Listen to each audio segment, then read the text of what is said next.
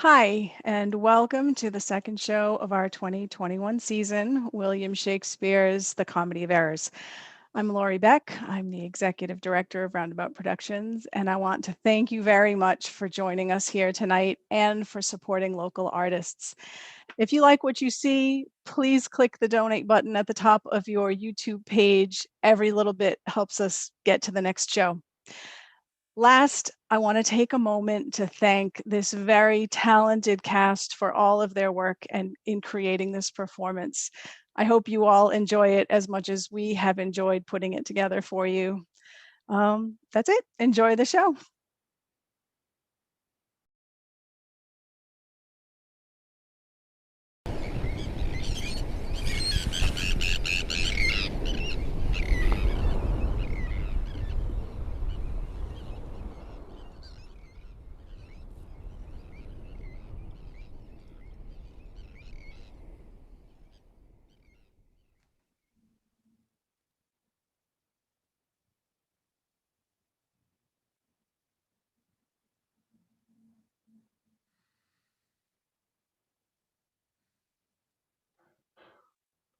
Proceed, Solinus, to procure my fall, and by the doom of death end woes and all.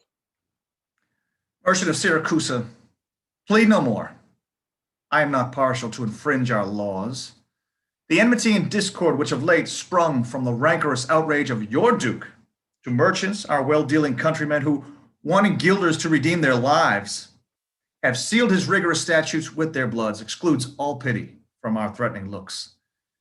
For since the mortal and intestine jars twixt thy seditious countrymen and us, it hath, in solemn synods, been decreed, both by the Syracusans and ourselves, to admit no traffic to our adverse towns.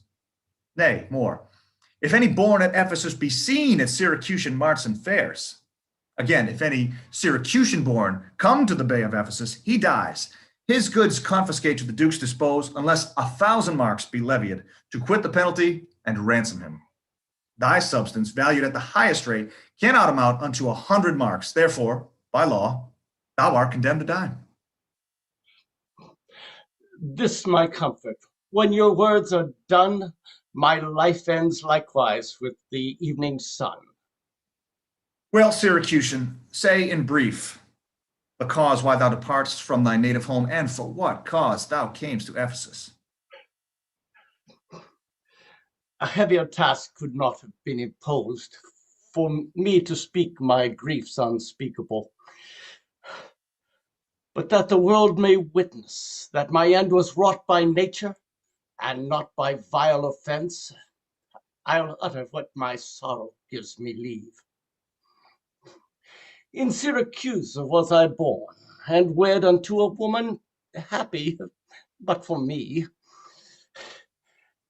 And by me, if had not my hap been bad, with her I lived in joy. Our wealth increased by prosperous voyages I often made to Epidamium, till my factor's death, and the great care of goods at random left drew me from kind embracements of my spouse, from whom my absence was not 6 months old before herself, almost at fainting under the pleasing punishment women bear, had made provision for her following me, and soon and safe arrive at where I was. There had she not been long, but she became a joyful mother of 2 goodly sons, and which was strange, the one so like the other as could not be distinguished but by names.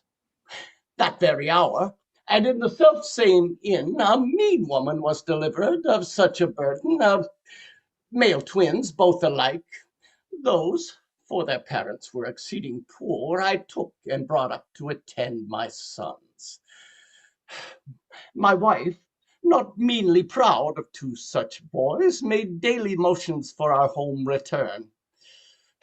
Unwilling, I agreed.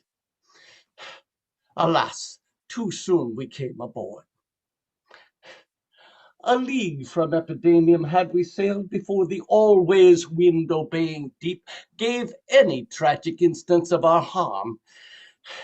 But longer could we not retain much hope, for what obscured light the heavens did grant did but convey unto our fearful minds a doubtful warrant of immediate death, which, though myself would gladly have embraced, the incessant weepings of my wife, who cried before for what she saw must come, and the piteous pleadings of the pretty babes, who cried for fashion, ignorant what to fear, drove me to seek delays for them and me.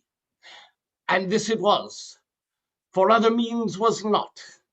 The sailors had fled for safety by our boat, leaving the ship then sinking ripe to us. My wife, more careful for the latter born, had fastened him under a small spare mast, such as seafaring men retain for storms. To him one of the other twins was bound, whilst I had been like heedful of the other.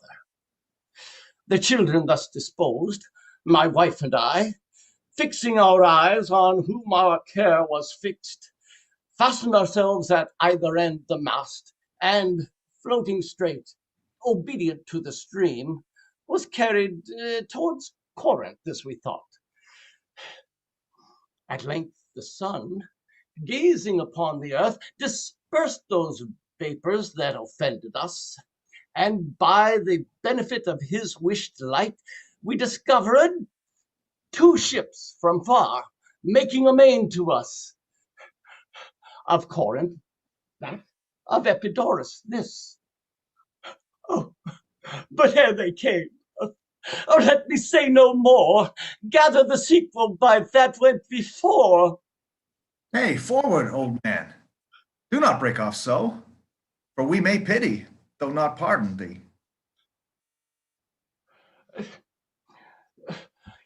Oh, had the gods done so, I had not now worthily turned them merciless to us. For ere the ships could meet by twice 5 leagues, we were encountered by a mighty rock, which being violently borne upon, our helpful ship was splitted in the midst, so that in this unjust divorce of us, fortune had left to both of us alike what to delight in, what to sorrow for. Her part, poor soul, seeming as burdened with lesser weight, though not with lesser woe, was carried with more speed before the wind. And in our sight they 3 were taken up by fishermen of Corinth, as we thought. At length another ship had seized on us, and knowing whom it was their hap to save, gave healthful welcome to their shipwrecked guests, and would have reft the fisher of their prey, had not their bark been very slow of sail.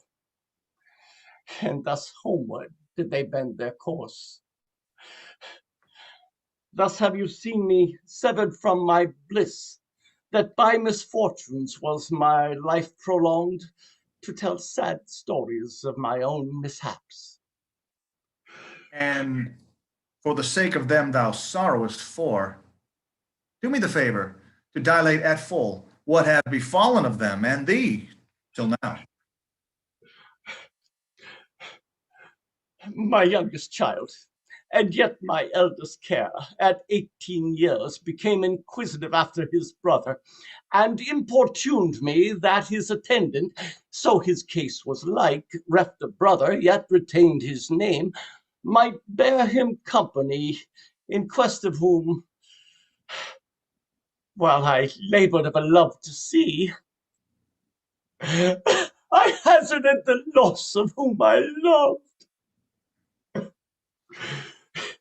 7 years have I spent in farthest Greece, roaming clean through the bounds of Asia.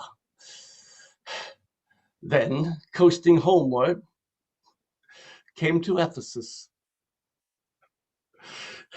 Hopeless to find, yet loath to seek unsought, or that, or any place that harbors men.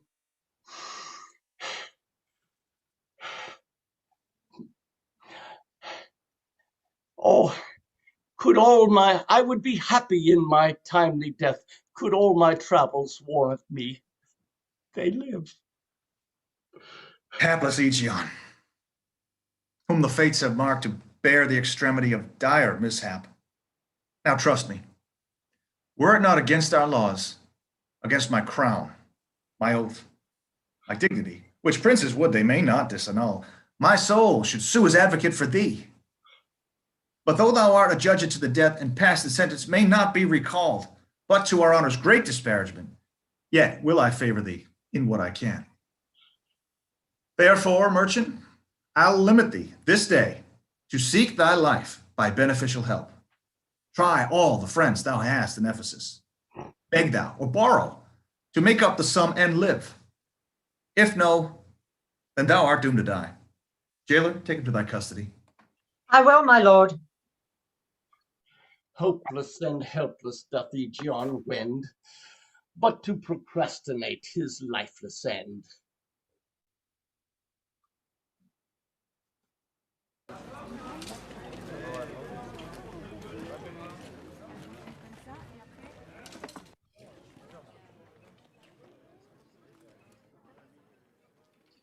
Therefore, give out you are of epidemium, lest that your goods too soon be confiscate. This very day a Syracusan merchant is apprehended for arrival here, and not being able to buy out his life according to the statutes of the town, dies at as the weary sun set in the west. There is your money that you had me keep. Go, bear it to the Centaur where we host, and stay there, Dromio, till I come to thee. Within this hour it will be dinner time. Till that, I'll view the manners of the town, peruse the traders, gaze upon the buildings, and then return and sleep within mine inn. For with long travel, I'm stiff and weary. Get thee away. Many a man would take you at your word and go indeed, having so good a mien. A trusty villain, sir, that very oft, when I am dull with care and melancholy, lightens my humor with his merry jests.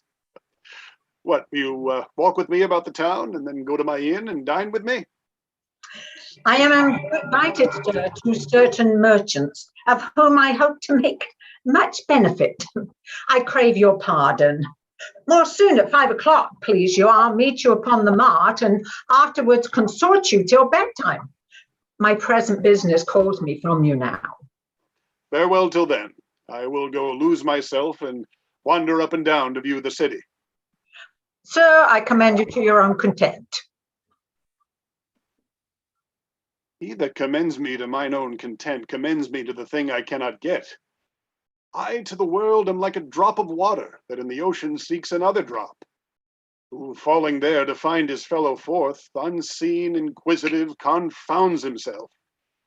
So I to find a mother and a brother, in quest of them, unhappy, lose myself. Here comes the almanac of my true date. What now? How chance thou art returned so soon?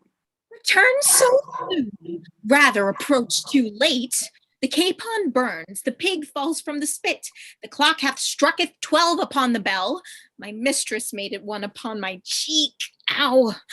She is so hot because the meat is cold. The meat is cold because you come not home. You come not home because you have no stomach. You have no stomach, having broke your fast. But we that know what 'tis to fast and pray are penitent for your default today. Stop in your wind, sir. Tell me this, I pray. Where have you left the money that I gave you? Oh, 6 pence that I had a Wednesday last to pay the saddler for my mistress's crupper. The saddler had it, sir. I kept it not. I am not in a sport of humor now. Tell me and dally not. Where is the money? We being strangers here, how darest thou trust so great a charge from thine own custody? I pray you, yes, sir, as you sit at dinner. I from my mistress come to you in post. If I return, I shall be post indeed, for she will scour your fault upon my pate. Methinks your maw, like mine, should be your clock and strike you home without a messenger. Oh, come, Dromio, come. These jests are out of season. Reserve them till a merrier hour than this. Where is the gold I gave in charge to thee? To me, sir? Why you gave no gold to me. Come on, sir, knave, have done your foolishness, and tell me how thou hast disposed thy charge. My charge was but to fetch you from the mart home to your house, the Phoenix, sir, to dinner. My mistress and her sister stays for you. Now, as I am a Christian, answer me. In what safe place you have bestowed my money, or I shall break that merry sconce of yours that stands on tricks when I am undisposed. Where is the 1,000 marks thou hadst of me? I have some marks of yours upon my pate, some of my mistress's marks upon my shoulders, but not 1,000 marks between you both. If I should pay your worship those again, perchance you will not bear them patiently. Thy mistress's marks, what mistress slave hast thou? Your worship's wife, my mistress at the Phoenix, she that doth fast till you come home to dinner, and prays that you will hie you home to dinner. What, wilt thou flout me thus into my face, being forbid? Take that, sir knave. Oh, ow, what means you, sir? For God's sakes, hold your hands. Ow, and you will not. Now take my heels. Upon my life, by some device or other, the villain is o'erwrought of all my money. You say this town is full of cozenages, nimble jugglers that deceive the eye. Dark working sorcerers that change the mind, soul-killing witches that deform the body, disguised cheaters, prating mountebanks, many such like liberties of sin. If it prove so, I will be gone the sooner. Out to the centaur to go seek this slave. I greatly fear my money is not safe.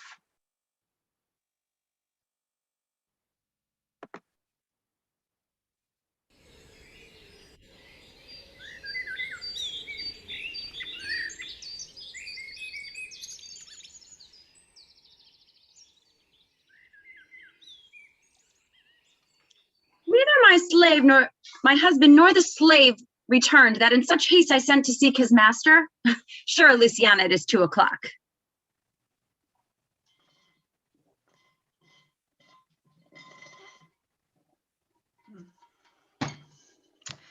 Perhaps some merchant hath invited him, and from the mart some were gone to dinner. Good sister, let us dine and never fret. A man is master of his liberty. Time is their master, and when they see time, they'll go or come. If so, be patient, sister.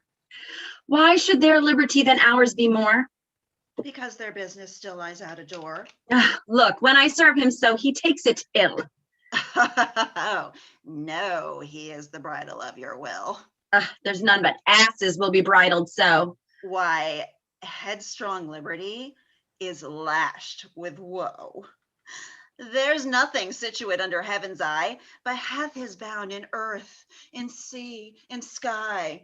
The beasts The fishes and the winged fowls are their males subjects and at their controls. No, Man, I'm more divine and master of all of these, Lord of the wide world and the watery seas, endued with more intellectual sense and souls, of more preeminence than fish and fowls, are masters to their females and their lords. Then let your will attend on their accords. This servitude makes you to keep unwed. Not this, but troubles of the marriage bed. But were you wedded, you would bear some sway. Ere I learn love, I'll practice to obey. How if your husband starts some other where? Till he come home again, I would forbear. Patience unmoved.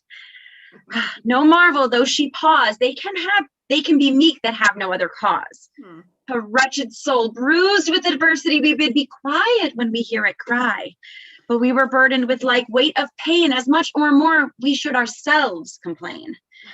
So thou that hast no unkind mate to grieve thee, with urging helpless patience would relieve me.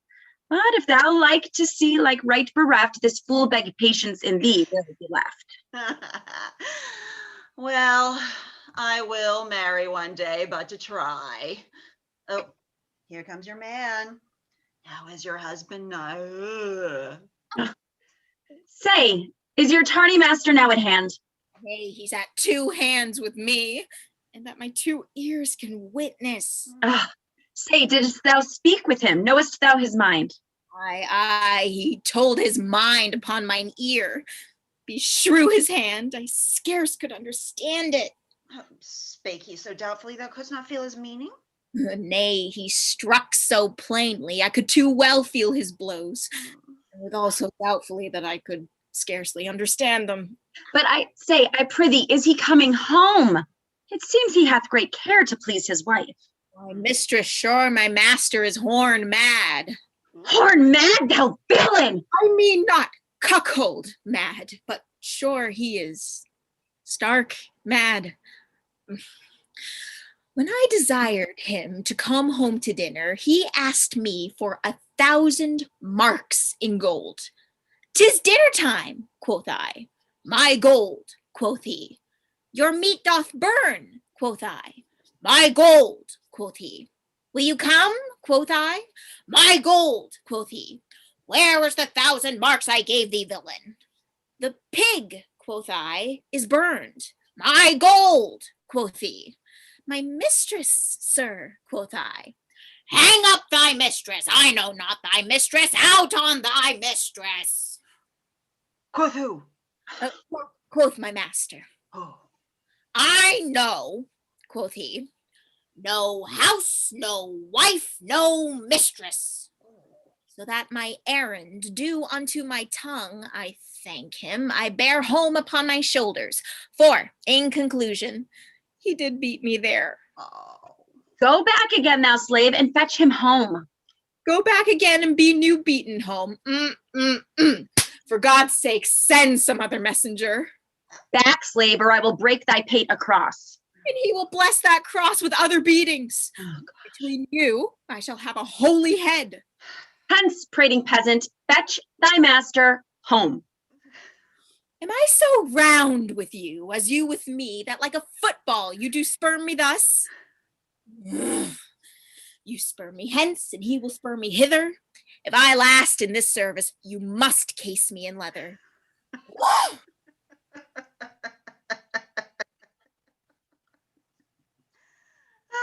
Fie!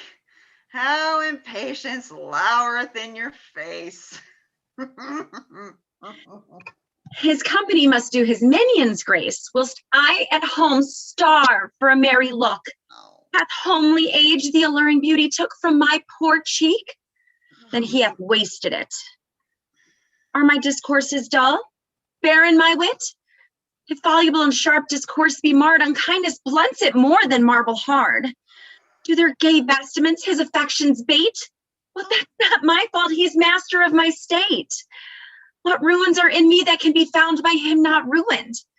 Then he is the ground of my defeatures. My decay at fair, a sunny look of his would soon repair. But to unruly deer he breaks the pail and feeds from home. Poor, I am but his stale. Self-harming jealousy. Fie, beat it hence. Ugh, unfeeling fools can with such wrongs dispense. I know his eye doth homage elsewhere, or else what lets it be but he would be here. Sister, you know he promised me a chain.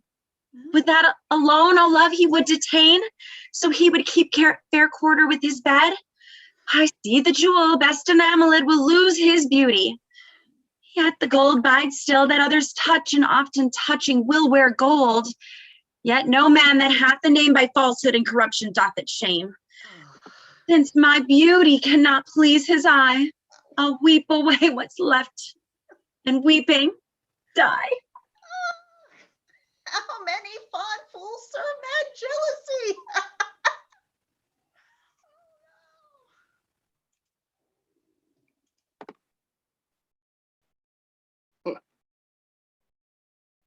Gold I gave to Dromio is laid up safe at the Centaur, and the heedful slave is wandered forth in care to seek me out.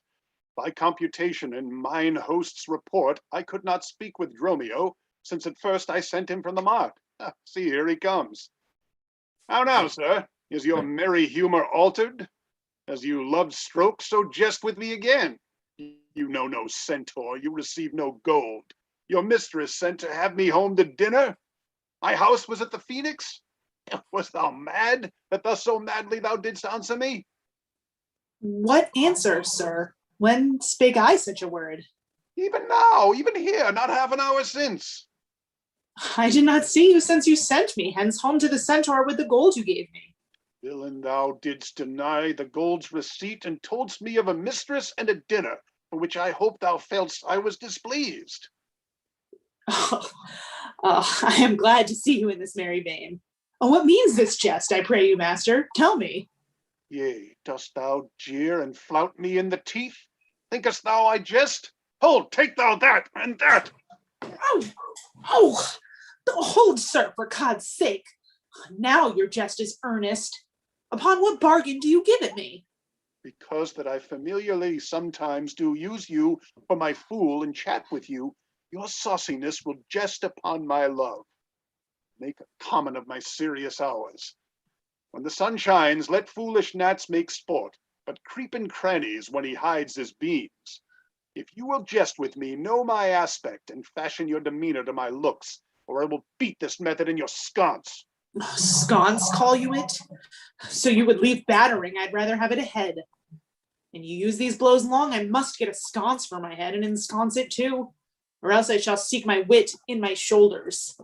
But I pray, sir, why am I beaten? Dost thou not know? Nothing, sir, but that I am beaten. Shall I tell you why? Aye, sir, and wherefore? For they say every why hath a wherefore. Why first, for flouting me, and then wherefore, for urging it the second time to me. Oh, was there ever any man thus beaten out of season when in the why and the wherefore is neither rhyme nor reason? Well, sir, I thank you. Thank me, sir, for what? Marry, sir, for this something that you gave me for nothing. I'll make you amends next to give you nothing for something. Say, sir, is it dinner time? No, sir, I think the meat wants that I have. In good time, sir. What's that? Basting. Well, sir, then 'twill be dry. If it be, sir, I pray you eat none of it. Your reason? Lest it make you choleric and purchase me another dry basting. Well, sir, learn to jest in good time. There's a time for all things. I durst have denied that before you were so choleric. By what rule, sir? Marry, sir, by a rule as plain as the plain bald pate of Father Time himself. Let's hear it. There is no time for a man to recover his hair that grows bald by nature. May he not do it by fine and recovery? Yes, to pay a fine for a periwig and recover the lost hair of another man. Why is time such a miser of hair, being as it is so plentiful in excrement? Because it is a blessing that he bestows on beasts, and what he hath scanted men in hair, he hath given them in wit. Why, but there's many a man hath more hair than wit. Not a man of those, but he hath the wit to lose his hair. Why, thou didst conclude hairy men plain dealers without wit. The plainer dealer, the sooner lost. Yet he loseth it in a kind of jollity. For what reason? For two, and sound ones too. Oh, nay, not sound, I pray you. Sure ones then. Nay, not sure in a thing falsing. Certain ones then. Name them. The one, to save the money that he spends in tiring. The other, that at dinner they should not drop in his porridge. You would all this time have proved there is no time for all things. Marry, and did, sir. Namely, even no time to recover hair lost by nature. But your reason was not substantial why there is no time to recover. Thus I mend it. Time himself is bald, and therefore to the world's end will have bald followers. I knew 'twould be a bald conclusion. But soft, who wafts us yonder? Aye, Antipholus, look strange and frown. Some other mistress hath thy sweet aspects. I am not Adriana, nor thy wife. The time was once when thou, unurged, wouldst vow that never words were music to thine ear, that never object pleasing in thine eye, that never touch well welcome to thy hand, that never meat sweet savored in thy taste, unless I spake, or looked, or touched, or carved to thee. How comes it now, my husband, oh, how comes it that thou art then estranged from thyself? Thyself I call it, being strange to me, that undividable, incorporate, and better than thy dear self's better part. Ah, do not tear thyself away from me, for know, my love, as easy mayest thou fall a drop of water in the breaking gulf, and take unmingled thence that drop again without addition or diminishing, as take from me thyself and not me too. How dearly would it touch thee to the quick, shouldst thou but hear I were licentious, and that this body, consecrate to thee, by ruffian lust should be contaminate. Wouldst thou not spit at me and spurn at me and hurl the name of husband in my face, and tear the stained skin off my harlot brow, and from my false hand cut the wedding ring, and break it with a deep divorcing vow? I know thou canst, and therefore see thou do it. I am possessed with an adulterate blot. My blood is mingled with the crime of lust. For if we two be one and thou play false, I do digest the poison of thy flesh, being strumpeted by thy contagion. Keep then fair league and truce with thy true bed. I live disdained, thou undishonored. Plead you to me, fair dame? I know you not. In Ephesus I am but 2 hours old, as strange unto your town as to your talk, who every word, by all my wit being scanned, wants wit in all one word to understand. Hi, brother. How the world has changed with you. When were you wont to use my sister thus? She sent for you by Dromio home to dinner. By Dromio. By me? By thee, and this thou didst return from him, that he did buffet thee, and in his blows denied my house for his, me for his wife. Did you converse, sir, with this gentlewoman? What is the course and drift of your compact? Sir, I never saw her until this time. Oh, villain, thou liest, for even her very words didst thou deliver to me on the mart. I never spake with her in all my life. How can she thus then call us by names, unless it be by inspiration? How ill it agrees with your gravity to counterfeit thus grossly with your slave, abetting him to thwart me in my mood. Be it my wrong, you are from me exempt, but wrong, not that wrong, with a more contempt. Come, I will fasten on this sleeve of thine. Thou art an elm, my husband, I a vine, whose weakness married to thy stronger state makes me with thy strength to communicate.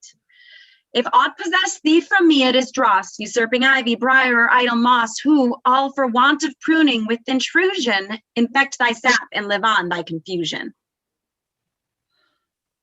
See, she speaks. She moves me for her theme. What, was I married to her in my dream? Or sleep I now and think I hear all this? What error drives our eyes and ears amiss? Until I know this sure uncertainty, I'll entertain the offered fallacy. Dromio, go bid the servants spread for dinner. Oh, for my beads, I cross myself for a sinner. Oh, this is the fairyland. Oh, spite of spites, we talk with goblins, owls, and sprites. If we obey them not, this will ensue. They'll suck our breath or pinch us black and blue. Why proudest thou to thyself and answerest not? Dromio, Dromio, thou snail, thou slug, thou sot. I am transformed, master, am I not? I think thou art in mind, and so am I.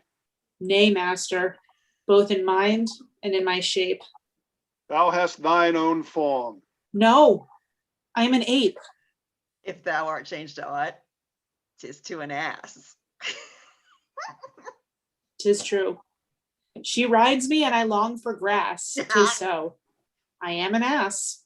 Elsa could never be, but I should know her as well as she knows me. Oh, come, come. No longer will I be the fool to put the finger in the eye and weep whilst man and master laughs my woes to scorn. Come, sir, to dinner. Dromio, keep the gate. Husband, I'll dine above with you today and shrive you of 1,000 idle pranks.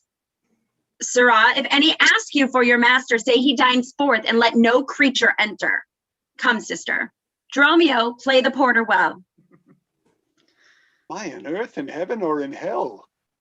Sleeping or waking, mad or well advised? Known unto these and to myself disguised, I'll say as they say and persevere so. And in this mist that all adventures go. Master, shall I be porter at the gate? Aye, and let none enter, lest I break your pate. Come, come. Antipholus, we dine too late.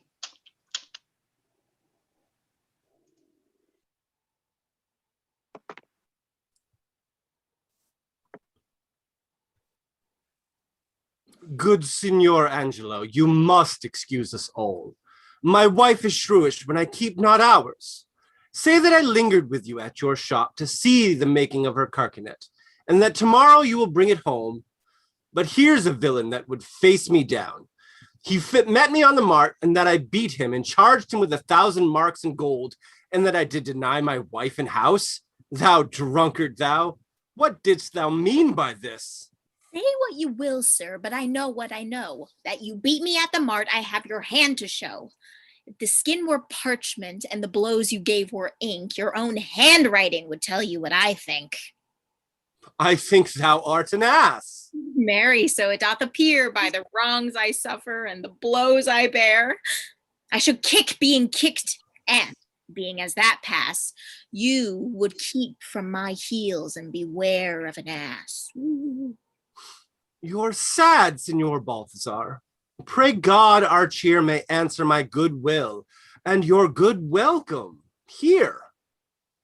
I hold your dainties cheap, sir, and you're welcome, dear. Oh, Signor Balthazar, either at flesh or fish, a table full of welcome makes scarce one dainty dish. Good meat, sir, is common that every churl affords. And welcome more common, for that's nothing but words. Small cheer and great welcome makes a merry feast. I, to a stingy host and more sparing guest, but though my cates be mean, take them in good part. Better cheer may you have, but not with better heart. But soft, my door is locked. Go, bid them let us in. Maud, Bridget, Marion, Cecily, Jillian, Jen. Mome, maltors, capon, coxcomb, idiot, patch. Either get thee from the door or sit down at the hatch. Dost thou conjure for wenches that thou callest for such store when one is one too many? Go, get thee from the door. Patch is made our porter. My master stays in the street. Let him walk from whence he came, lest he catch cold on his feet. Who talks within there? Ho, open the door! Right, sir. I'll tell you when, and you'll tell me wherefore. Wherefore? For my dinner. I have not dined today. Nor today here you must not. Come again when you may. What art thou that keeps me from the house I owe? The porter for this time, sir, and my name is Dromio. Oh, villain, thou hast stolen both mine office and my name. The one ne'er got me credit, the other mickle blame. If thou hadst been Dromio today in my place, thou wouldst have changed thy face for a name, or thy name for an ass. What a coil is there, Dromio? Who are those at the gates? Let my master in loose. Faith, no, he comes too late. And so tell your master. Oh Lord, I must laugh. Have at you with a proverb. Shall I set in my staff? Have at you with another. That's when can you tell? If thy name be called Loose, Loose thou hast answered him well. Do you hear, you minion? You'll let us in, I hope. I thought to have asked you. And you said no. So come help. Well struck. There was blow for blow. Thou baggage, let me in. Can you tell for whose sake? Master, knock the door hard. Let him knock till it ache. You'll cry for this minion if I beat the door down. Oh, what needs all that and a pair of stocks at the town? Who is that at the door that keeps all this noise? By my troth, your town is troubled with unruly boys. Are you there, wife? You might have come before. Your wife, Sir Knave? Oh, go, get you from the door. You went in pain, master. This knave would go sore. Here is neither cheer store nor welcome. We would fain have either. In debating which was best, who shall part with neither?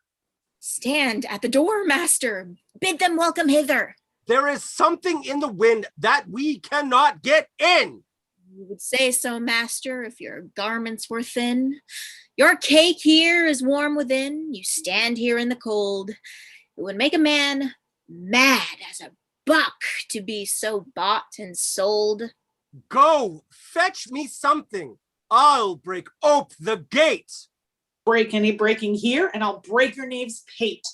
A man may break a word with you, sir, and words are but wind.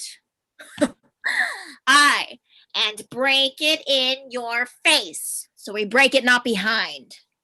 It seems thou wantest breaking. Out upon thee, hind. Here's too much out upon thee. I pray thee, let me in. Aye, when fowls have no feathers and fish have no fin. Well, I will break in. Go, borrow me a crow. A crow without feathers? Master, mean you so? For a fish without a fin, there's a fowl without a feather. If a crow helps us in, sirrah, we'll pluck a crow together. Go, get thee gone. Fetch me an iron crow. Have patience, sir. Oh, let it not be so. Herein you war against your reputation and draw within the compass of suspect the unviolated honor of your wife. Once this, your long experience of her wisdom, her sober virtue, years, and modesty plead on her heart some cause to you unknown. And doubt not, sir, but you will well excuse why at this time the doors are made against you. Be ruled by me. Depart in patience, and let us to the Tiger all to dinner. And about evening, come yourself alone to know the reason of this strange restraint.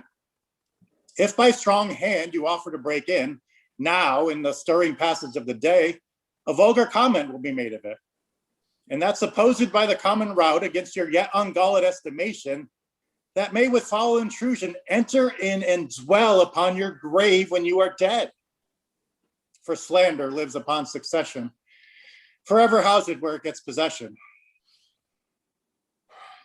You have prevailed. I will depart in quiet and, in despite of mirth, mean to be merry. I know a wench of excellent discourse, pretty and witty, wild and yet too gentle. There will we dine. This woman that I mean, my wife, but I protest without desert, hath oftentimes upbraided me withal. To her will we to dinner. Get you home and fetch the chain. By this I know 'tis made. Bring it, I pray you, to the Porpentine, for there's the house. That chain will I bestow, be it for nothing but to spite my wife, upon mine hostess there. Good sir, make haste. Since my own doors refuse to entertain me, I'll knock elsewhere to see if they'll disdain me. I'll meet you at that place some hour hence. Do so. This jest shall cost me some expense.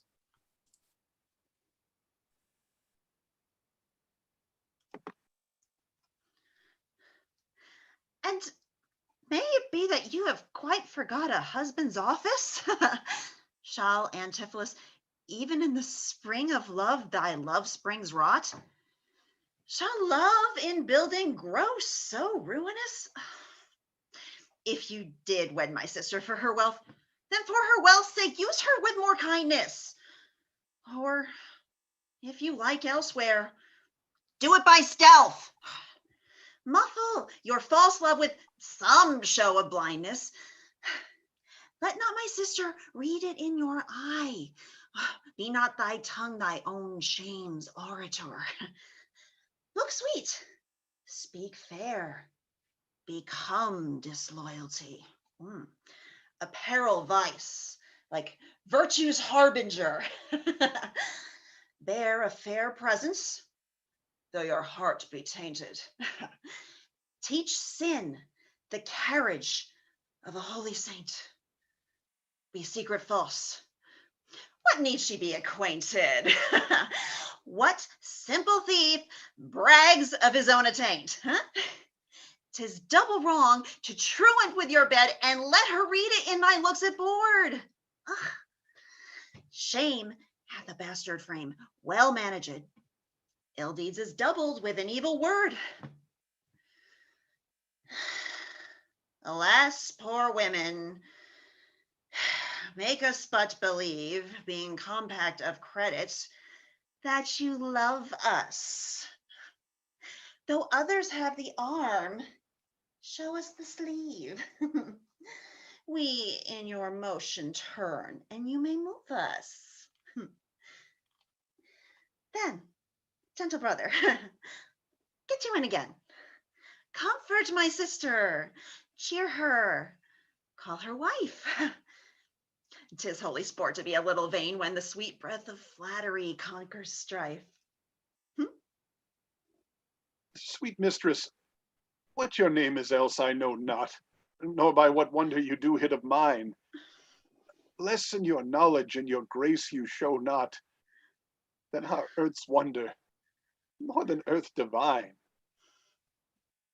Teach me, dear creature, how to think and speak, lay open to my earthy gross conceit, smothered in errors, feeble, shallow, weak, the folded meaning of your words' deceit.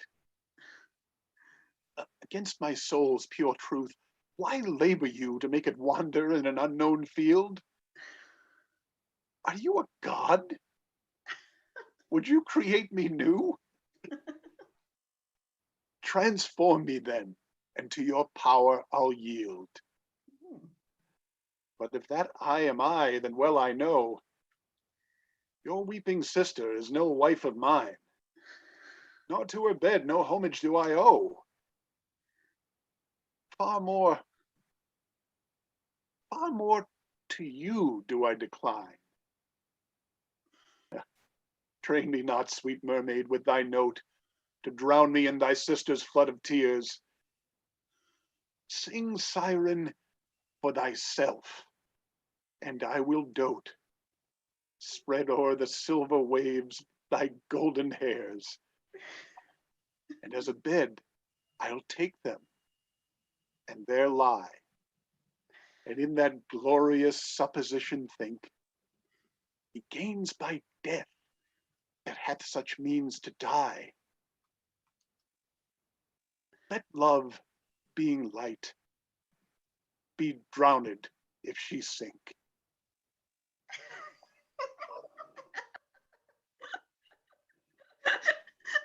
What? Are you mad that you do reason so? Not mad, but mated. How, I do not know. It is a fault that springeth from your eye. For gazing on your beams, fair son, being by. Gaze when you should, and that will clear your light. As good to wink, sweet love, as look on night. Oh, why call you me love? Call my sister so. Thy sister's sister. That's my sister. No, it is thyself. Mine own self's better part. Mine eye's clear eye. My dear heart's dearer heart. My food, my fortune, and my sweet hope's aim. My soul earth's heaven, and my heaven's claim. All this my sister is, or else should be. Call thyself sister, sweet, for I am thee. Thee will I love, and with thee lead my life. Thou hast no husband yet, nor I no wife. Give me thy hand.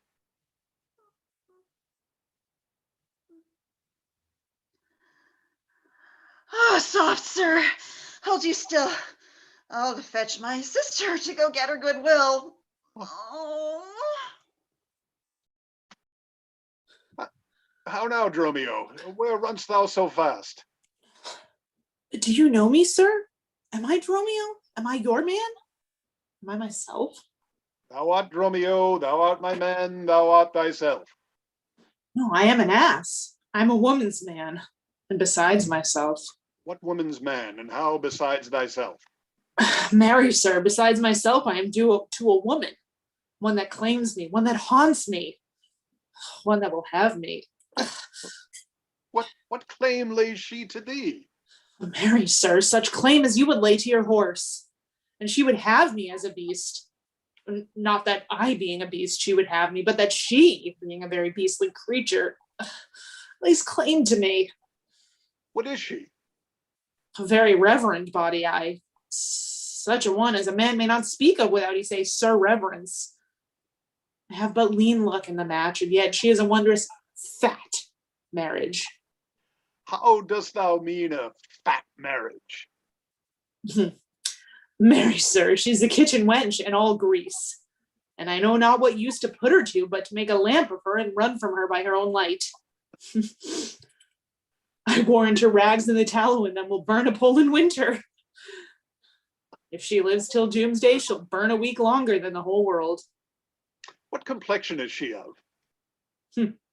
Swart, like my shoe, but her face nothing like so clean kept. For why? She sweats. Oh, a man may go over shoes in the grime of it. Yeah, that's a fault that water will mend. No, sir, 'tis in grain. Noah's flood could not do it. What's her name? Nell, sir, but her name in 3/4. That's an L in 3/4. Will not measure her from hip to hip. Then she bears some breadth. No longer from head to foot than from hip to hip. Oh, she is spherical like a globe. I could find out countries in her. In what part of her body stands Ireland? Marry, sir, in her buttocks. I found it out by the bogs. Where's Scotland? I found it by the barrenness, hard in the palm of the hand. Where France? In her forehead, armed and reverted, making war against her heir. Where England? Now I looked for the chalky cliffs, but I could find no whiteness in them. But I guess it stood in her chin by the salt room that ran between France and it. Where's Spain? Faith, I saw it not, but felt it hot in her breath. Where America? The Indies? Oh, sir, upon her nose. all or embellished with rubies, carbuncles, sapphires, declining their rich aspect to the hot breath of Spain, who sent whole armadas of carrots to be ballast at her nose. Where stood Belgium, the Netherlands? Sir, I did not look so low. To conclude, this drudge or diviner laid claim to me, called me Dromio, swore I was assured to her, told me what privy marks I had about me, as the mark of my shoulder, the mole on my neck, the great wart on my left arm, that I, amazed, ran from her as a witch. And I think if my breast had not been made of faith and my heart of steel, she had transformed me to a curdle dog and made me turn in the wheel. Go, hie thee presently, post to the road, and if the wind blow any way from shore, I will not harbor in this town tonight. If any bark put forth, come to the mart, where I will walk till thou return to me. Everyone knows us, and we know none. 'Tis time, I think, to trudge, pack, and be gone. As from a bear a man would run for life, so fly I from her that would be my wife. There's none but witches do inhabit here. Therefore 'tis high time that I were hence. She that doth call me husband, even my soul doth for a wife abhor. But her fair sister, possessed with such a gentle sovereign grace, such enchanting presence and discourse, almost made me traitor to myself. But lest myself be guilty to self-wrong, I'll stop mine ears against the mermaid's song. Master Antipholus. Aye, that's my name. I know it well, sir. Lo, here's the chain. I thought to have ta'en you at the Porpentine. The chain unfinished made me stay thus long. What is your will that I shall do with this? What please yourself, sir, I've made it for you. Made it for me, sir? I bespoke it not. Not once, nor twice, but 20 times you have. Go home with it and please your wife withal, and soon at supper time I will visit you, and then receive my money for the chain. I pray you, sir, receive the money now, for fear you ne'er see chain nor money more. You are a merry man, sir. Fare you well. What I should think of this I cannot tell, but this I think, there's no man is so vain that would refuse so fair an chain. I see a man here needs not live by shifts, but in the streets he meets golden gifts. I'll to the and there for Dromio stay. Any ship put out, then straight away.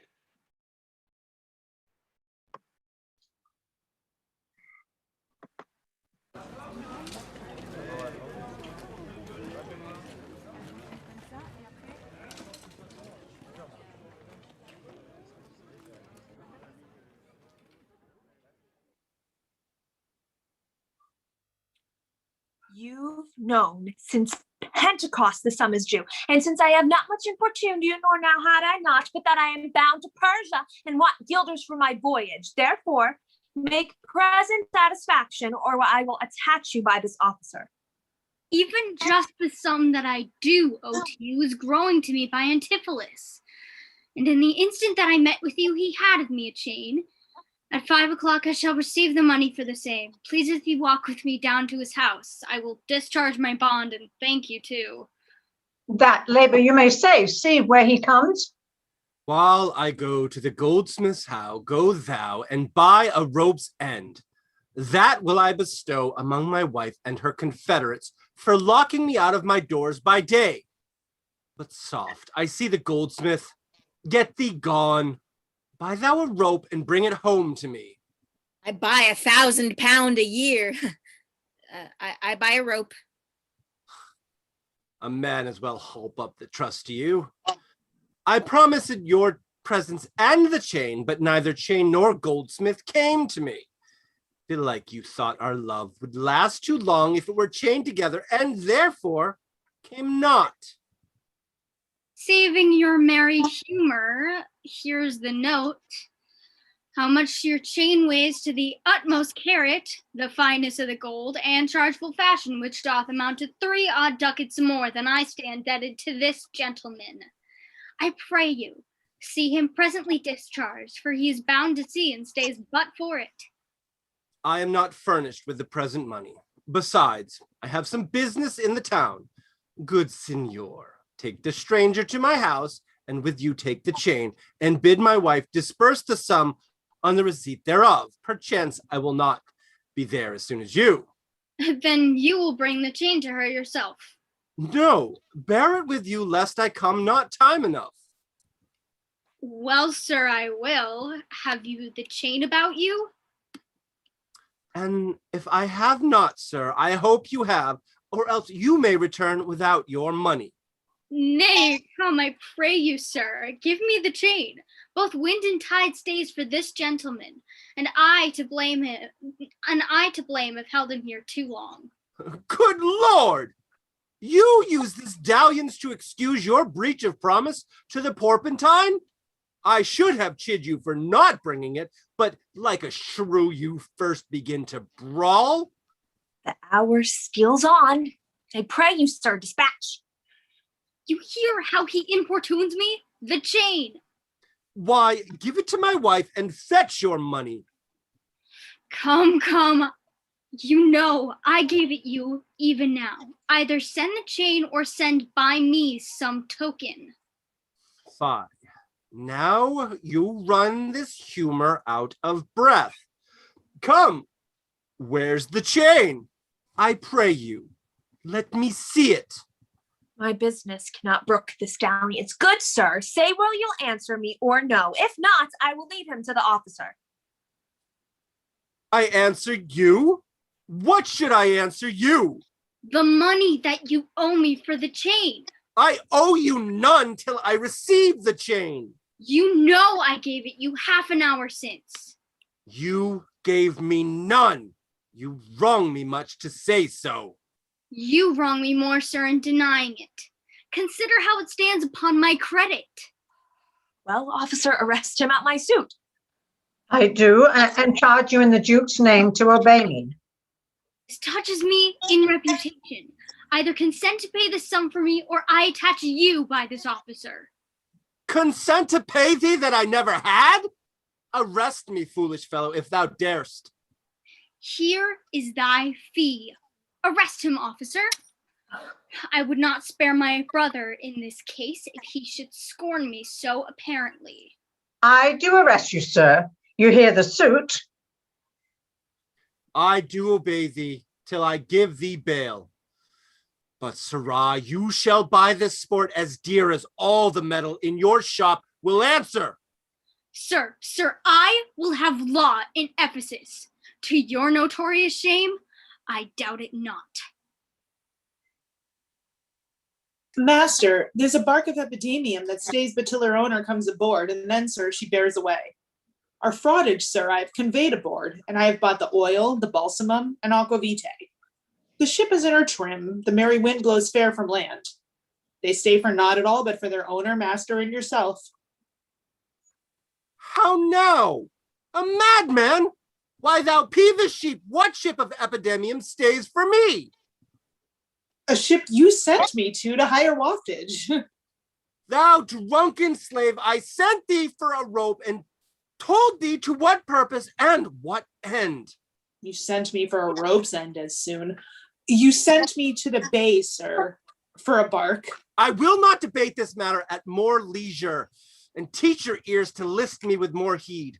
To Adriana, villain, hide thee straight. Give her this key, and tell her in the desk that's covered over with Turkish tapestry there's a purse of ducats. Let her send it. Tell her I am rested in the street, and that shall bail me. Hie thee, slave, be gone. On, officer, till prison till it come.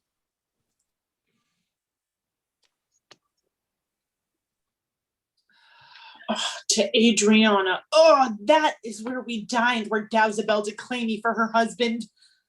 She is too big, I hope, for me to compass. Thither I must, although against my will, for servants must their masters' minds fulfill.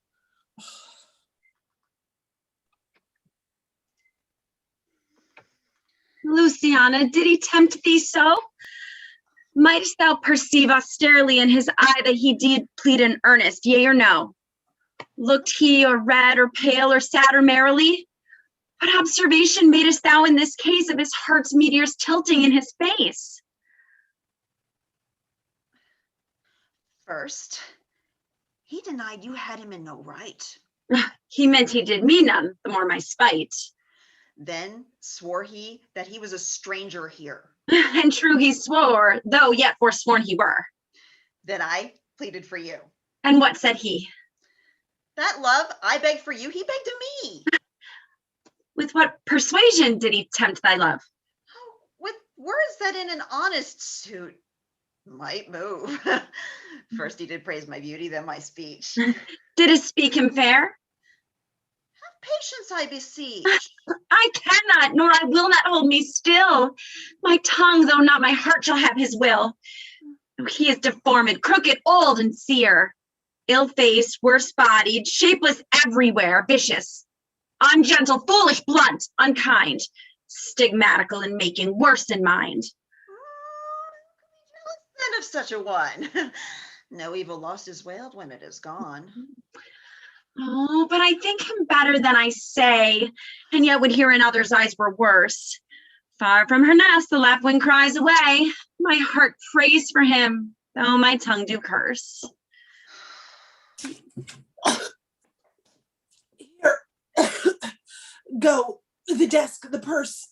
Sweet, now make haste. How hast thou lost thy breath? By running fast. Where is my master, Dromio? Is he well? No, he's in Tartar limbo, worse than hell. A devil in an everlasting garment hath him, one whose hard heart is buttoned up with steel. A fiend, a fairy, pitiless and rough. A wolf, nay, worse. A fellow all in buff, a back friend, a shoulder clapper, one that countermands the passages of alleys, creeks, and narrow lands. A hound that runs counter and yet draws dry foot well. One that before the judgment carries poor souls to hell. Why, man, what is the matter? I do not know the matter. He is arrested on the case. What? Is he arrested? Tell me at whose suit. I know not at whose suit he is arrested well, but is in a suit of buff which rested him. That I can tell.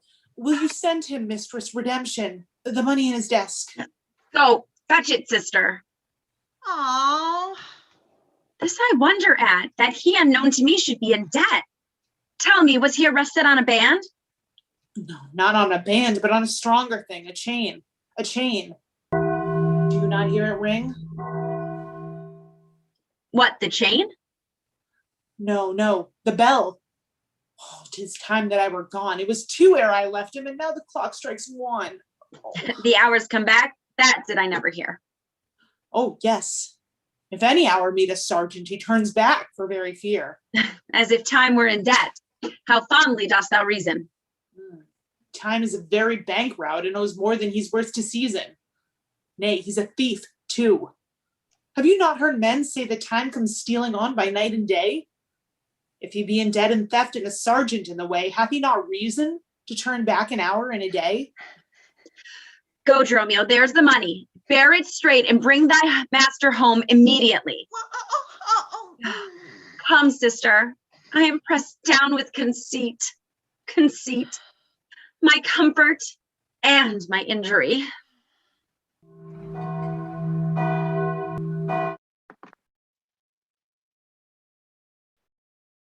It's not a man I meet but doth salute me, as if I were their well-acquainted friend.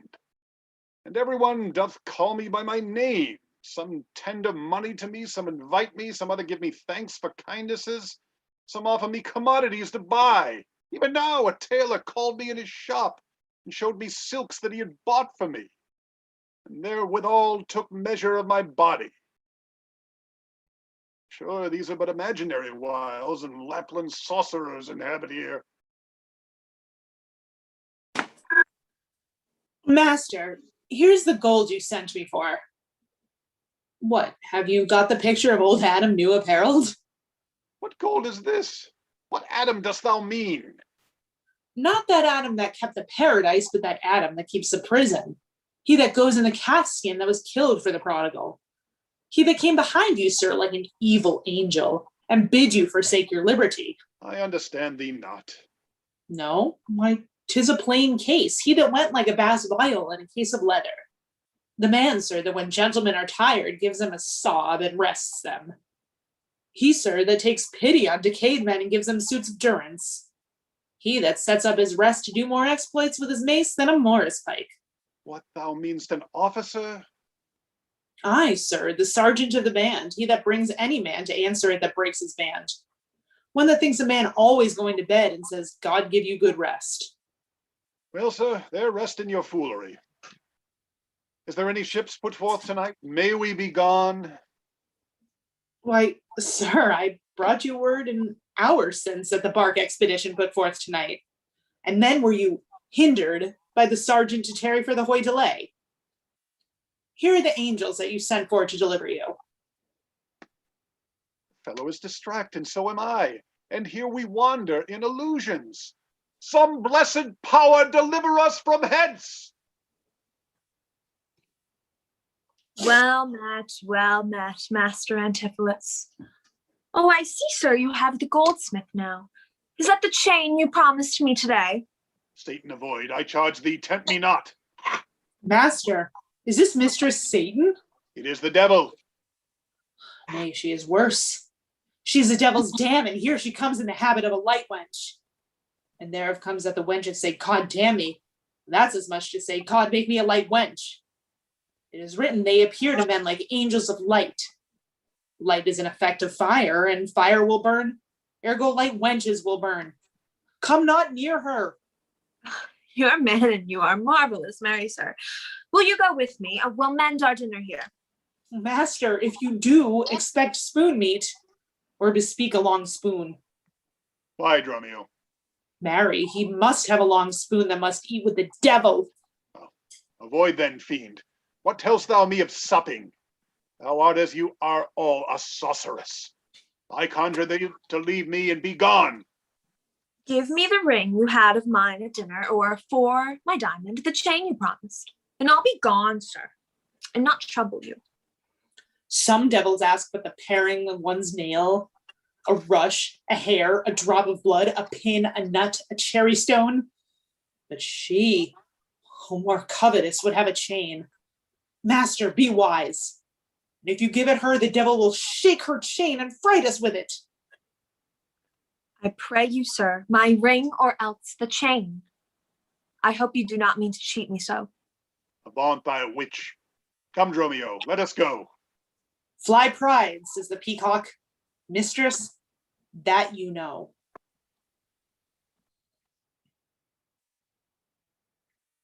Now, out of doubt, Antipholus is mad, else would he never so demean himself. A ring he hath of mine worth 40 ducats, and for the same he promised me a chain. Both one and the other he denies me now. The reason I gather he is mad, unlike his fits, is he told a mad tale today at dinner about his doors being shut against his entrance, but like his wife, acquainted with his fits, shut their doors against his way. My way is to hie home to his house and tell his wife that being a lunatic, he rushed into my house and took perforce my ring away. And this is the course I fittest choose because, well, 40 ducats, it's too much to lose.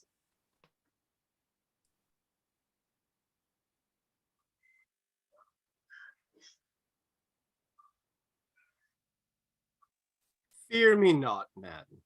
I will not break away. I'll give thee, ere I leave thee, so much money to warrant thee as I am rested for. My wife is in a wayward mood today, and will not lightly trust the messenger that I should be attached in Ephesus. I tell you, 'twill sound harshly in her ears. Here comes my man. I think he brings the money. How now, sir? Have you that I sent you for? Here's that, I warrant you, will pay them all. But where's the money? Why, sir, I gave the money for the rope. 500 ducats, villain, for a rope? I'll serve you, sir, 500 at the rate. To what end did I bid thee hie thee home? The rope's end, sir, and to that end am I returned. And to that end I will welcome you. Good sir, be patient. Patient, I am in adversity. Good now, hold thy tongue. I rather persuade him to hold his hands. Thou horse and senseless villain! Oh, I would I were senseless, sir, that I might not feel your blows. Thou art sensible in nothing but blows, and so is an ass. Oh, I am an ass. Indeed. You may see it by my long ears. I have served him from the hour of my nativity to this instant, and have nothing at his hands for my service but blows. When I am cold, he heats me with beating. When I am warm, he cools me with beating. I am waked with it when I sleep, raised with it when I sit, driven out of doors with it when I go from home, welcomed home with it when I return. Nay, I bear it on my shoulders as a beggar wont her brat, and I think, when he hath lamed me, I shall beg with it from door to door. Come, go along, my wife is coming yonder. Mistress, respice finem, respect your end, or rather, the prophecy like the parrot, beware the rope's end. Wilt thou still talk? Oh! How say you now? Is not your husband mad? His incivility confirms no less. Good Dr. Pinch, you are a conjurer. Establish him in his true sense again, and I will please you what you will demand. Alas, how fiery and sharp he looks. Mark how he trembles in his ecstasy. Give me your hand and let me feel your pulse. There is my hand. Let it feel your ear. I charge thee, Satan, housed within this man, to yield possession to my holy prayers. Into thy state of darkness, hie thee straight. Into thy state of darkness, I conjure thee by all the saints in heaven. Peace, doting wizard, peace. I am not mad.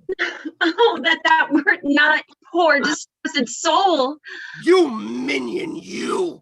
Are these your customers? Did this companion with the saffron face revel and feast at my house today, whilst upon me the guilty doors were shut and I denied to enter in my house? Oh, husband, God doth know you dined at home. Where would you had remained until this time, free from these slanders and this open shame? Dined at home? Thou villain, what sayest thou? Sir, sooth to say, you did not dine at home. Were not my doors locked up and I shut out? Perdie, your doors were locked and you shut out. And did not she herself revile me there? Stands fabled, she herself reviled you there. Did not her kitchen maid rail, taunt, and scorn me? Certes she did. The kitchen vestal scorned you. And did not I enraged depart from thence? In verity you did. My bones bear witness that since have felt the vigor of his rage. Is it good to soothe him in these contraries? It is no shame. The fellow finds his vein, and yielding to him, humors well his frenzy. Thou hast suborned the goldsmith to arrest me? Alas, I sent you money to redeem you by Dromio here, who came in haste for it. Money by me? Heart and goodwill, you might, but surely, master, not a rag of money. Whence not thou to her for a purse of ducats? He came to me and I delivered it. And I am witness with her that she did. God and the rope maker bear me witness that I was sent for nothing but a rope. Mistress, both man and master is possessed. I know it by their pale and deadly looks. They must be bound and laid in some dark room. Say, wherefore out didst thou lock me forth today? And why dost thou deny the bag of gold? I did not, gentle husband, lock thee forth. And gentle master, I received no gold, but I confess, sir, that we were locked out. Oh, you dissembling villain, thou speakest false in both. Dissembling harlot, thou art fault in all, and art confederate with a damned pack to make a loathsome abject scorn of me. But with these nails, I'll pluck out these eyes that would behold me in this shameful sport. Bind him, oh, bind him, let him not come near me. More company, the fiend is strong within him.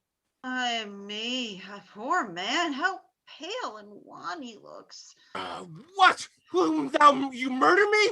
Thou's jailer thou, I am thy prisoner. Wilt thou suffer them to make a rescue? Masters, let him go. He is my prisoner, and you shall not have him. Go, bind this man, for he is frantic too. What wilt thou do, thou peevish officer? Hast thou delight to see a wretched man do outrage and displeasure to himself? He is my prisoner. If I let him go, the debt he owes will be required of me. I will discharge thee ere I go from thee. Bear me forthwith unto his creditor, and knowing how the debt grows, I will pay it. Oh, good master doctor, see him safe conveyed home to my house. Oh, most unhappy day. Oh, most unhappy strumpet! Master, I am here entered in bond for you. Out on thee, villain! Wherefore thou dost mad me? You be bound for nothing. Be mad, good master. Cry, the devil! Oh God, help poor souls, how idly do they talk. Go, bear him hence. Sister, go you with me. Say now, whose suit is he arrested at? One Angelo, a goldsmith. Do you know him? I know the man. What is the sum he owes? 200 ducats. Ooh, say, how grows it due? Due for a chain your husband had of him. He did bespeak a chain for me, but had it not. When as your husband, all in a rage today, came to my house and took away my ring, the ring I saw upon his finger now, and then straight after did I meet him with the chain. It may be so, but I did never see it. Come, jailer, bring me where the goldsmith is. I long to know the truth hereof at large.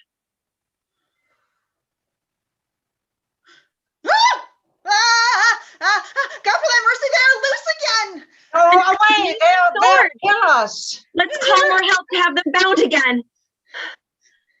I see these witches are afraid of swords. She that would be your wife now ran from you. Come to the centaur, fetch our stuff from thence. I long that we were safe and sound aboard. Faith, stay here this night. They will surely do us no harm. You saw they speak us fair, give us gold. Methinks they are such a gentle nation that but for the mountain of mad flesh that claims marriage of me, I could find in my heart to stay here still and turn witch. I will not stay tonight for all the town. Therefore away, to get our stuff aboard.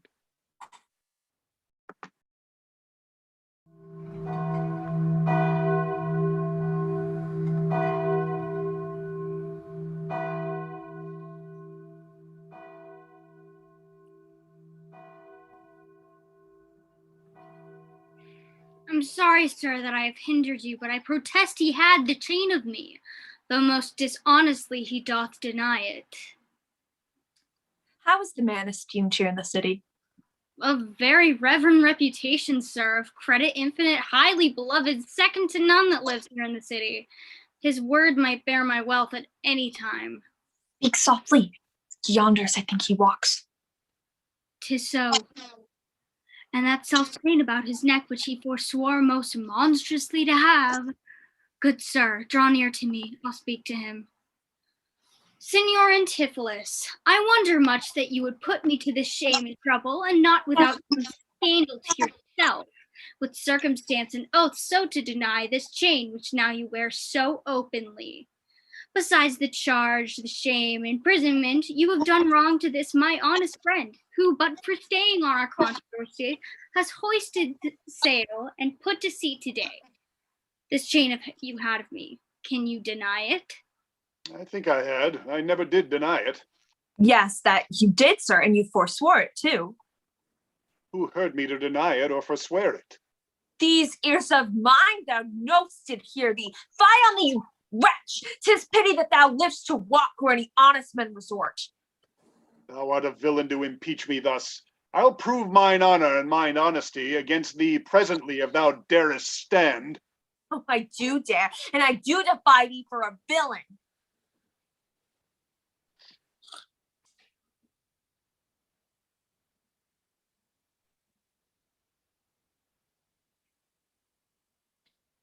There he is.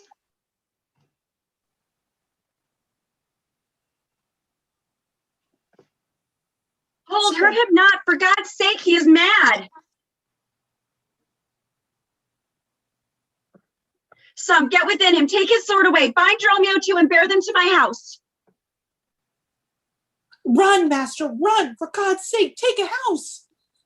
Oh, this is some priory. Oh, in, or we are spoiled. Be quiet, people. Wherefore throng you hither? To fetch my poor distracted husband hence. Let us come in that we may bind him fast and bear him home for his recovery. I knew he was not using perfect wits. I am sorry that I did draw on him. How long hath this possession held the man? This week he hath been heavy, sour, sad, and much different from the man he was. But till this afternoon his passion ne'er brake into extremity of rage. Hath he not lost much wealth by rack of sea? Buried some dear friend? Hath not else his eye strayed his affection in unlawful love? A sin prevailing much in youthful men who give their eyes the liberty of gazing. Which of these sorrows is he subject to? To none of these, except it be the last, namely some love that drew him oft from home. Ah, you should have, for that you should have reprehended him. Why, so I did. Aye, but not rough enough. As roughly as my modesty would let me. Haply in private. And in assemblies too. Aye, but not enough. It was the copy of our conference. In bed he slept not for my urging it, at board he fed not for my urging it. Alone it was the subject of my theme, in company I often glance at it. Still I did tell him it was vile and bad. And thereof came it that the man was mad. The venom clamors of a jealous woman, poisons more deadly than a mad dog's tooth. It seems his sleeps were hindered by thy railing, and thereof comes it that his head is light. Thou sayest his meat was sauced with thy upbraidings. Unquiet meals make ill digestions.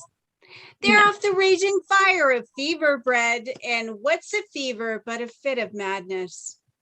Thou sayest his sports were hindered by thy brawls, sweet recreation barred. What doth ensue but moody and dull melancholy, kinsman to grim and comfortless despair? Oh, and at her heels, a huge infectious troop of pale distemperatures and foes to life. In food, in sport, and life-preserving rest, to be disturbed with madman or beast. The consequence is thy jealous fits hath scared thy husband from the use of wits. Reprehended him but mildly, when he demeaned himself rough, rude, and wildly. Why bear you these rebukes and answer not? She did betray me to my own reproof. Good people, enter and lay hold on him. Ah, not a creature enters my house. Then let your servants bring my husband forth. Neither. He took this place for sanctuary, and it shall privilege him from your hands till I have brought him to his wits again, or lose my labor in assaying it. I will attend my husband, be his nurse, die in his sickness, for it is my office, and will have no attorney but myself, and therefore let me have him home with me. Be patient, for I will not let him stir till I have used the approved means I have, with wholesome syrups, drugs, and holy prayers, to make him a formal man again. It is a branch and parcel of mine oath and a charitable duty of my order. Therefore depart and leave him here with me. I will not hence and leave my husband here, and ill it doth beseem your holiness to separate the husband and the wife. Be quiet and depart. Thou shalt not have him. Complain to the Duke of this indignity. Come, go.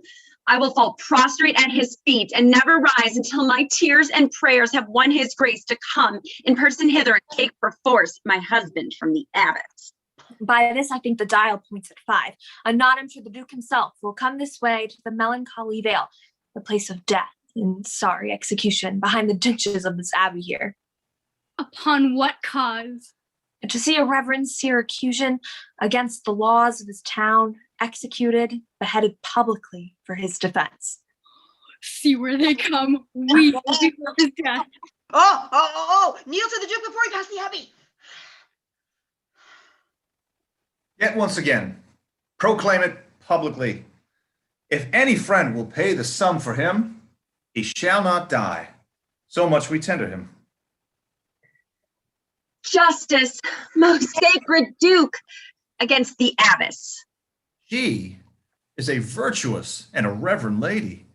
Cannot be that she had done thee wrong. May it please your grace. Antipholus, my husband, who I made lord of me and all I had at your important letters, this ill day a most outrageous fit of madness took him, that desperately he hurried through the street with him his bondmen, all as mad as he, doing displeasure to the citizens by rushing in their houses, bearing thence rings, jewels, anything his rage did like. Once did I get him bound and sent him home, whilst to take order for the wrongs I went there, here, and there his fury had committed. Anon, I wot not by what strong escape he broke from those that had the guard of him, and with his mad attendant and himself, each one with ireful passion, with drawn swords, met us again, and madly bent on us, chased us away, till raising of more aid we came again to bind them. Then they fled into this abbey, whither we pursued them. And here the abbess shuts the gates on us and will not suffer us to fetch him out, nor send him forth that we may bear him hence. Therefore, most gracious Duke, with thy command, let him be brought forth and borne hence for help. Long since thy husband served me in my wars, and I to thee engaged a prince's word when thou didst make him master of thy bed, to do him all the grace and good I could. Go, some of you, knock at the abbey gate and bid the lady abbess come to me. I will determine this before I stir. Oh, mistress, shift and save yourself. My master and his man are both broke loose, beaten the maids a row and bound the doctor, whose beard they have singed off with brands of fire, and ever as it blazed they threw on him great pails of puddled mire to quench their hair. My master preaches patience to him, and the while his man with scissors nicks him like a fool. And sure, unless you send some present help, between them they will kill the conjurer. Fool! Thy master and his man are here, and that is false thou dost report to us. Oh, mistress, upon my life I tell you true. I have not breathed almost since I did see it. He cries for you and vows, if he can take you, to scorch your face and to disfigure you. Oh. Hark, I hear him. Mistress, fly, begone. Come, stand by me. Fear nothing. Guard with halberds. It is my husband. Witness you that he is borne about invisible. Even now we housed him in the abbey here, and now he's there, past thought of human reason. How? Justice, most gracious Duke. Oh, grant me justice, even for the service that long since I did thee when I bestrid thee in the wars and took deep scars to save thy life. Even for the blood that then I lost for thee, now grant me justice. Unless the fear of death doth make me dote, I see my son Antipholus and Dromio. Justice, sweet prince, against that woman there. She who thou gavest to me be my wife, that hath abused and dishonored me, even in the strength and height of injury. Beyond imagination is the wrong that she this day hath shameless thrown on me. Discover how, and thou shalt find me just. This day, great Duke, she shut the doors upon me, while she with harlots feasted in my house. A grievous fault. Say, woman, didst thou so? No, my good lord. Myself, he, and my sister today did dine together. So befall my soul, as this is false, he burdens me withal. Ne'er may I look on day nor sleep on night, but she tells so your highness simple truth. O perjured woman, they are both forsworn. And this the madman justly chargeth them. My liege, I am advised what I say, neither disturbed with the effect of wine, nor heady rash provoked with raging ire, albeit my wrongs might make one wiser mad. This woman locked me out this day from dinner. That goldsmith there, were he not packed with her, could witness it, for he was with me then, who parted with me to go fetch a chain, promising to bring it to the Porpentine, where Balthazar and I did dine together. Our dinner done, and he not coming thither, I went to seek him. In the street I met him, and in his company that gentleman. There did this perjured goldsmith swear me down that I this day of him received the chain, which God he knows I saw not, for the which he did arrest me with an officer. I did obey and sent my peasant home for certain ducats. He with none returned. Then fairly I bespoke the officer to go in person with me to my house. By the way we met my wife, her sister, and a rabble more of vile confederates. Along with them they brought one Pinch, a hungry, lean-faced villain, a mere anatomy, a mountebank, a threadbare juggler, and a fortune teller, a needy, hollow-eyed, sharp-looking wretch, a living dead man. This pernicious slave, forsooth, took on him as a conjurer, and gazing in mine eyes, feeling my pulse, and with no face, as 'twere outfacing me, cries out, I was possessed! Then all together they fell upon me, bound me, bore me thence, and in a dark and dankish vault at home there left me and my man, both bound together, till gnawing with my teeth my bonds in sunder, I gained my freedom and immediately ran hither to you, your grace, whom I beseech to give me ample satisfaction for these deep shames and great indignities. My lord, in truth, thus far I witness with him that he dined not at home, but was locked out. But had he such a chain of thee, or no? He had, my lord, and when he ran in here, these people saw the chain about his neck. Besides, I will be sworn that these ears of mine heard you confess you had the chain of him, and you forswore it on the mart, and thereupon I drew my sword on you. From thence you flew into this abbey here, for which I think you're come by some miracle. I never came within these abbey walls, nor ever didst thou draw thy sword on me. I never saw the chain, so help me in heaven, and this is false, you burden me with all. Why? What an intricate impeach is this? I think you all have drunk of Circe's cup. If here you housed him, here he would have been. If he were mad, he would not plead so coldly. You say he dined at home. The goldsmith here denies that saying. Sirrah, what say you? Sir, he dined with her there at the Porpentine. Did. And from my finger, he snatched that ring. True, my liege, this ring I had of her. Sawest thou him enter at the abbey here? As sure, my liege, as I do see your grace. Why, this is strange. Go call the abbess hither. I think you are all mad or stark mad. Most mighty Duke, vouchsafe me speak a word. Haply I see a friend will save my life and pay the sum that will deliver me. Speak freely, Syracusan, what thou wilt. Is not your name, sir, called Antipholus? And is that not your bondman, Dromio? Within this hour I was his bondman, sir, but he, I thank him, gnawed into my cords. Now am I Dromio, and his man, unbound. I am sure you, both of you, remember me. Ourselves we do remember, sir, by you, for lately we were bound as you are now. You are not Pinch's patient, are you, sir? Why look you strange on me? You know me well. I never saw you in my life till now.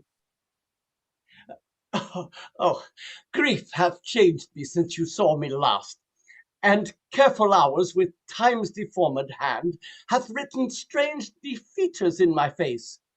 But tell me yet, dost thou not know my voice? Neither. Dromio, know thou? No, trust me, sir, nor I. I am sure thou dost. Aye, sir, but I am sure I do not. And whatsoever a man denies, you are now bound to believe him. Not know my voice?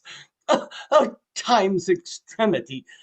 Hast thou so cracked and splitted my poor tongue in 7 short years that now my only son knows not my feeble key of untuned cares? Though this my grained face of mine be hid in sap-consuming winter's drizzled snow, and all the conduits of my blood froze up, hath not my night of life some memory? My fading lamp some wasting glimmer left? My dull deaf ears some little used to hear? All these old witnesses. No, I cannot hear. Tell me thou art my son Antipholus. I never saw my father in my life. But 7 short years since, in Syracuse, boy, thou knowest we parted. But perhaps, my son, thou shamest to acknowledge me in misery. The Duke and all that know me in the city can witness with me that it is not so. I ne'er saw Syracuse in my life. I tell thee, Syracusan, 20 years have I been patron to Antipholus, during which time he ne'er saw Syracuse. I see thy age and dangers make thee dote. Most mighty Duke, behold a man much wronged. I see 2 husbands, or mine eyes deceive me.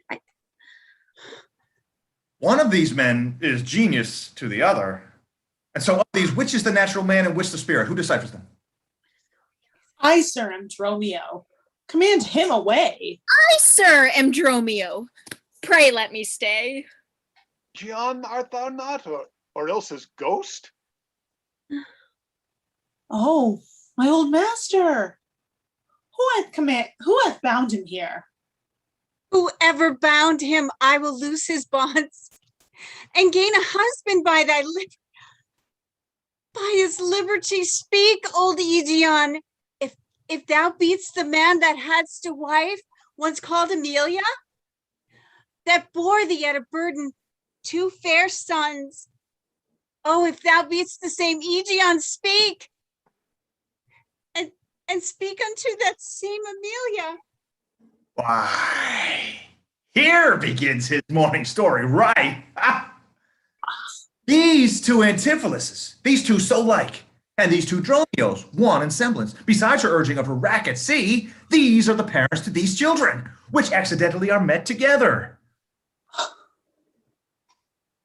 If I dream not, thou art Amelia. But if thou art she, where is that son who floated with thee on the fatal raft? By men of Epidamian, he and I and the twin Dromio all were taken up. But by and by, rude fishermen of Corinth by force took Dromio and my son from them. And me they left with those of Epidamium. What then became of them, I cannot tell. I to this fortune that you see me in. Antipholus, thou camest from Corinth first. No, sir, not I. I came from Syracuse. Stand apart. I know not which is which. I came from Corinth, my most gracious lord. And I with him. Brought to this town by that most famous warrior, Duke Menaphon, your most renowned uncle. Which of you two did dine with me today? Aye, gentle mistress. And are you not my husband? No, I say nay to that. And so do I, yet did she call me so, and this fair gentlewoman, her sister here, did call me brother. What I told you then, I hope I shall have leisure to make good. If this be not a dream, I see and hear. That is the chain, sir, which you had of me. I think it be, sir, I deny it not. And you, sir, for this chain arrested me? I think I did, sir. I deny it not. I sent you money, sir, to be your bail by Dromio, but I think he brought it not. No, none by me. This purse of ducats I received from you, and Dromio, my man, did bring them me. I see we still did meet each other's man, and I was ta'en for him, and he for me, and thereupon these errors arose. These ducats pawn I for my father here? It shall not need. Thy father hath his life. Sir, I must have that diamond from you. There, take it, and much thanks for my good cheer. Renowned Duke, vouchsafe to take the pains to go with us into the abbey here, and here at large discourse in all our fortunes, and all that are assembled in this place by this sympathized one day's error have suffered wrong. Go, keep us company, and we shall make full satisfaction. 33 years have I but gone in travail of you, my sons, until this present hour my heavy burden ne'er delivered. Oh, the Duke, my husband and children both, and you the calendars of their nativity. Go to a gossip's feast, go with me, after so long grief, such nativity. With all my heart, I'll gossip at this feast.